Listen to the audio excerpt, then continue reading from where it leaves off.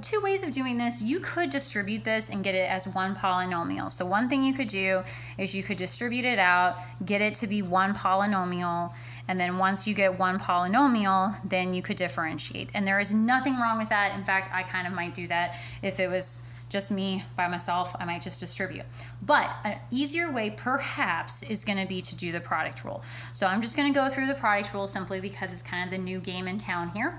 So what I would have is I would have this as my first function, and then this would be my second function. Okay? And again, like on your test, if you can just show me that you're using the product rule, that really helps me to give you partial credit of some form or fashion.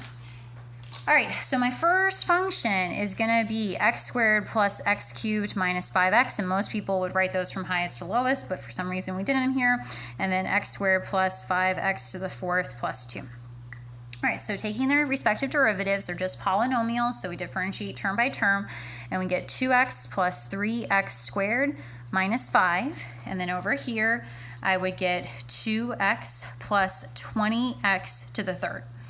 Now, at that point, I have to plug it into the product rule, so I have to do this cross. And remember that when you plug it into the product rule,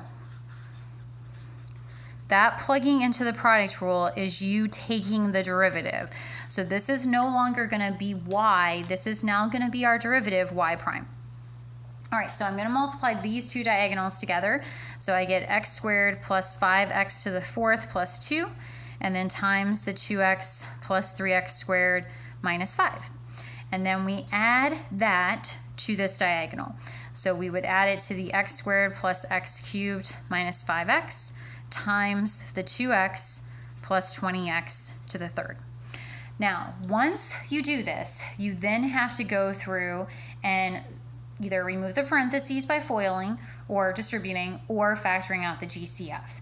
And the thing with this particular question is there isn't really a GCF that you can easily factor out.